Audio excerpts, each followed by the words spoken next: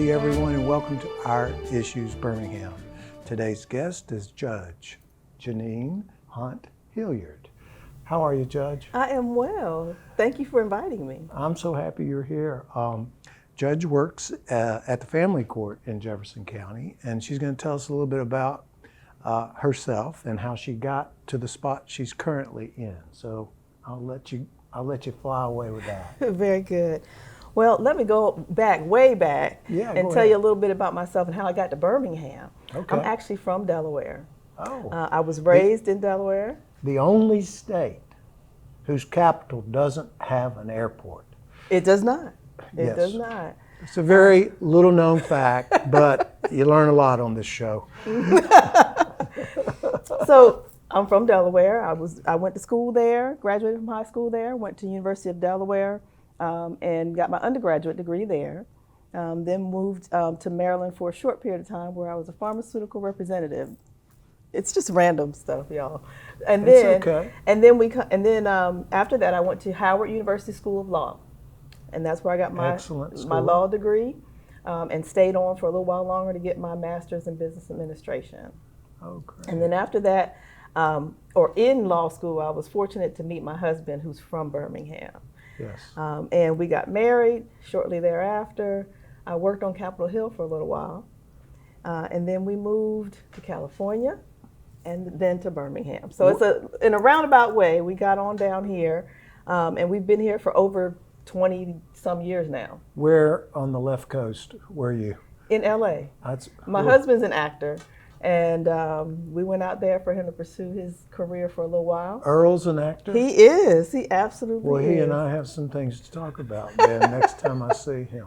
Yes. I did not know that. Does he do any local theater? I know you're not here to talk about that, but I'm curious. He hasn't done anything recently. Okay. He did some movies. He actually also produced some movies as well here in Birmingham once we got back to Birmingham. So yeah, you all have a lot to talk about. Yeah, I'll talk to him about that. So you are the presiding judge of family court? I am. And what does that entail? Well, as the presiding judge, I assign cases and administrate. I'm the administrator pretty much as well for all of the Jefferson County family courts. And you know, at family court, we handle a lot of different types of cases. Some of them would do child support and custody and things of that sort, which everybody kind of knows about. But we also do our dependency cases, which are the cases where there's a parent or there's not a parent who is ready, willing, and able to take care of a child. So that's where you get your abuse and neglect and those type of cases. CHIPS, I believe, is the acronym for that. No, those are dependency cases. We have CHINS cases, which are child in need of services cases. Those are cases like runaways, truancy cases, things like that for our kids.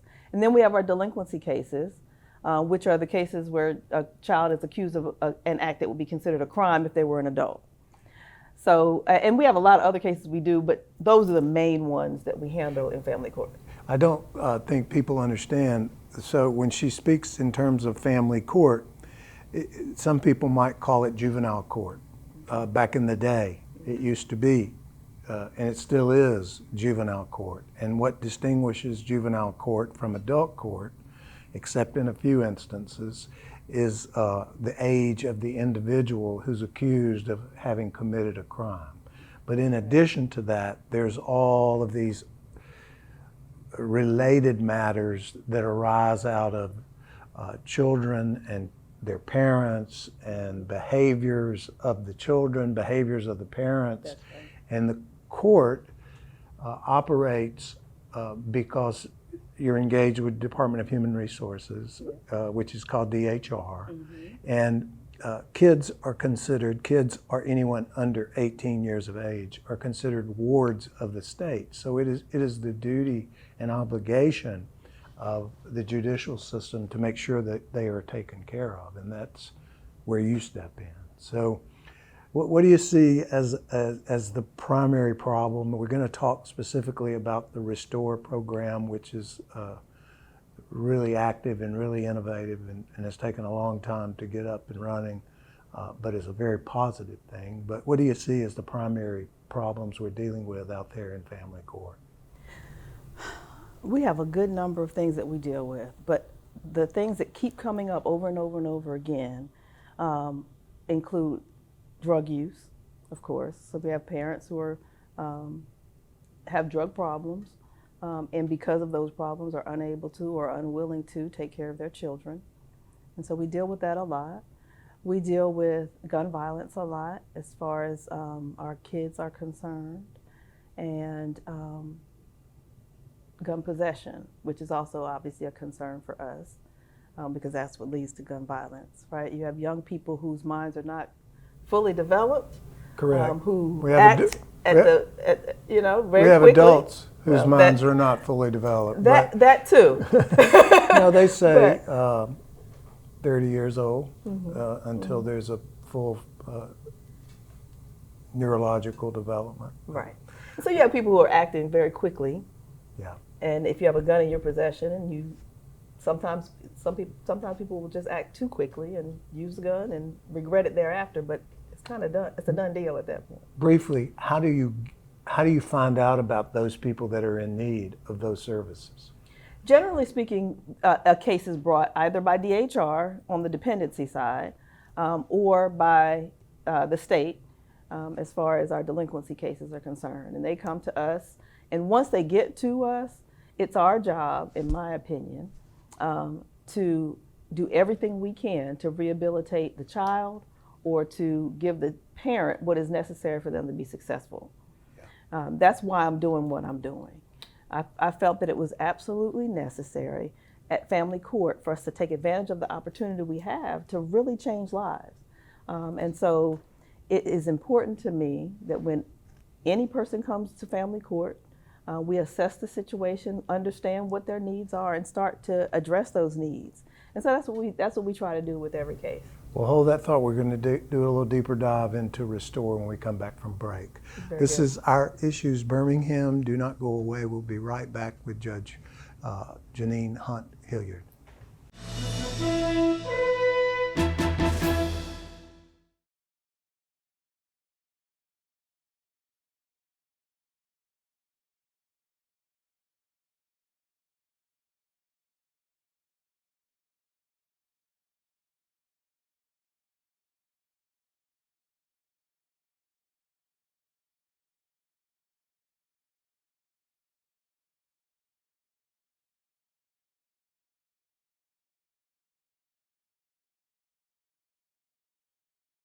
Welcome back to Our Issues Birmingham. We're speaking with Judge Hunt-Hilliard about things going on in family court in Jefferson County. By the way, family court is separate and apart from domestic relations court. It's a separate building. Although sometimes there's some cross-pollination, they are a separate entity. But specifically, I had Mayor Randall Woodfin on last week, although we're taping in Futuro, but he mentioned a program called Restore. Tell us about that program, where it originated, how it got started, who's all involved in it, and what it intends to accomplish. I will. All right, so the Restore program is a collaboration between the City of Birmingham, the Jefferson County Family Resource Center, Family Court, and our detention center that is adjacent to Family Court. Each of us realized in our own way that there were some issues within the community related to gun violence and other violence in our community that could possibly be addressed if we were able to provide services not only to our children who are involved in delinquency cases, but also to their families. And so we got a team together who assessed the situation, who did some research to determine statistics. And I'm going to tell you a couple of those statistics that are pretty mind-boggling. I would love to hear them. When is this starting? It just started on March 1st. We had our kickoff, and we are now into the program and running that program, and we're excited about it because But the origin started years ago. It did. Yeah. It did. And as far as we have the Jefferson County Family Resource Center, which was the brainchild of Judge Sandra Ross Storm, who was the presiding judge of family court some time ago. And she felt that it would be necessary, based on all the services that our children, our families need, to have a standalone building where all of our resources can come together, where our children, our families can go to one place and receive whatever they might need, including any type of services that we might order at family court, and that it would be accessible. That it's something, because a lot of times one of the issues that our families face is transportation. Absolutely. So it needed to be accessible. So we're still working on that. But Yes. in the meantime, we are providing additional services to our families that are just so important to their success. And the Restore program is the most recent one. Good. So as far as the statistics I was telling you about, last year, over 69% of the children who were, and when I say children, anybody between the age of 13 and 22, who were murdered in Birmingham, in Jefferson County, had prior contact with family court. And of those who committed the acts of murder or attempted murder, 89% of those children had prior contact with family court. Wow. So what that tells us is, we know where we can find the individuals we need to address. We understand the issues that they're presented with, and we need to start as early as possible, dealing with those issues and providing services so that we don't get to those statistics again. And so you go to the individual. This is not a process where someone reaches out to apply for your services. Right. Well, the Restore... You go and offer the services. Specifically for the Restore program, the child has to be court involved. And in particular, what we're trying to do is, oftentimes with our delinquency cases, we have to send our children off to a placement, right? And while the child is at placement, they tend to do extremely well. You mean like a foster family Well, or a facility? A facility, like if they have to go to DYS, the Department of Youth Services, to do some time, or if we send them to a community partner who teaches them, gives them drug treatment or mental health treatment, things that they need, right, in a situation where they're away from their home, okay? Oftentimes they'll go away to these placements and they do extremely well. They're in a structured environment. They get everything that they need. They do get good grades. They do well as far as their behavior is concerned, and they're proud of themselves, right? And then they come back, and they get back into the community, and they backslide because they're facing the exact same things that they faced before they left. Would it be fair to say that well, of course not all of anything, but it's not always a parental dysfunction that drives them into your universe? That's correct. Sometimes it's the family, sometimes it's the environment, sometimes it's the group of friends that they choose. And we just have to try to figure out what those problems are and address those problems. So with the Restore program, we have case managers who are going to assess the family and the child to determine what needs to be done. And while the child's away at placement and when he returns, provide services not just for the child now, but also for the family. So it could be the custodian, the grandmother, it could be other children in the home. Yeah. Whatever they need is what we're trying to give to them so that we can remove barriers and remove problems and help our children as well as their families to be successful. Are they receptive to the services that you offer, or are they resistant? Well, so far we haven't had a chance to really get into the Restore program. We just started on March 1st. And so I'll have to tell you that in a next few time more. you come Next back. time I come back, I'll tell you how it's going. But what I can say is this: when we do the same type of thing in a lot of our cases, we have some parents or some families that are very receptive, and they end up being extremely successful, getting new jobs, getting alternate housing, getting mental health treatment or drug treatment, and they're able to be more successful than they were when they first got to family court. And then there's some who are resistant, and we just have to continue to work with them. Well, hold that thought. We'll be right back. We're going to take a short break. We'll be right back. This is Our Issues Birmingham. Don't go away.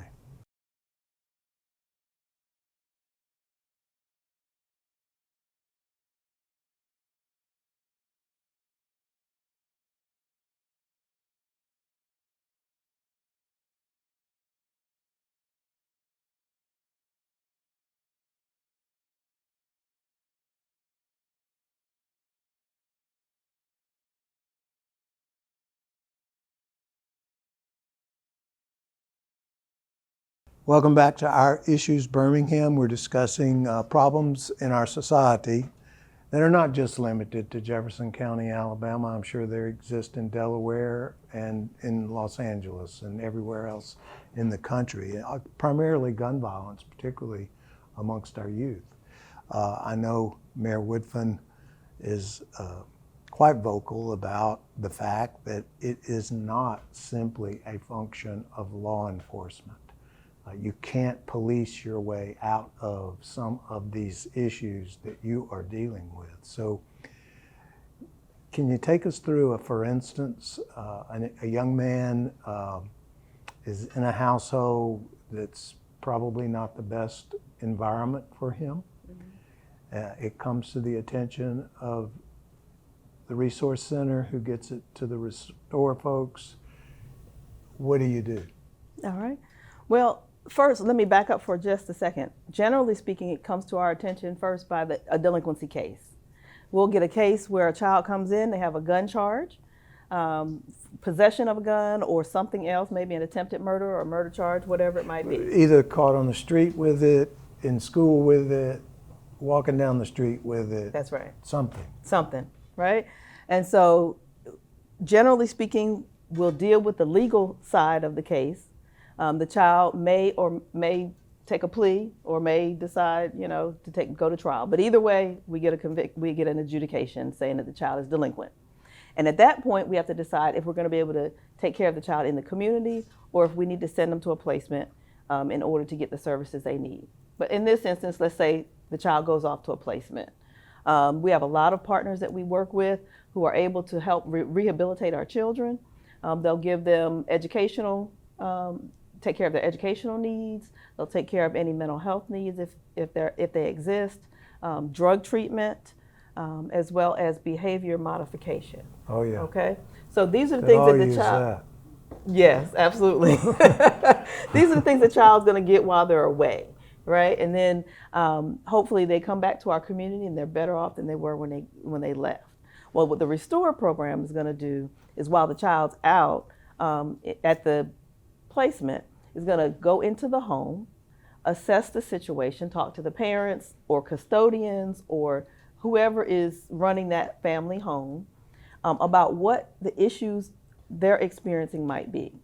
And the things that we commonly hear in our cases, a lack of transportation, a lack of safe housing, a lack of or a need for mental health treatment, a need for drug treatment, a need for more education in order to get a good job, right? And these are all things that we can handle.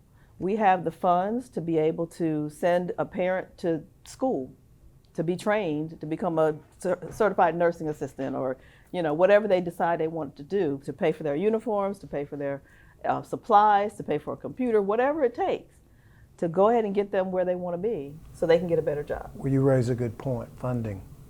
Yes. It takes money. It absolutely does, and we are blessed that the city of Birmingham recognized the importance of what we're doing and has decided to fund this project for this year, and hopefully as we go forward into the future as well. And as I understand it, we're going to try to get Governor Ivey to help us out as well. Absolutely. Honestly, I believe that it is so important, a project that we would love to get help from the county, from the state, or anyone else who is willing to help fund it.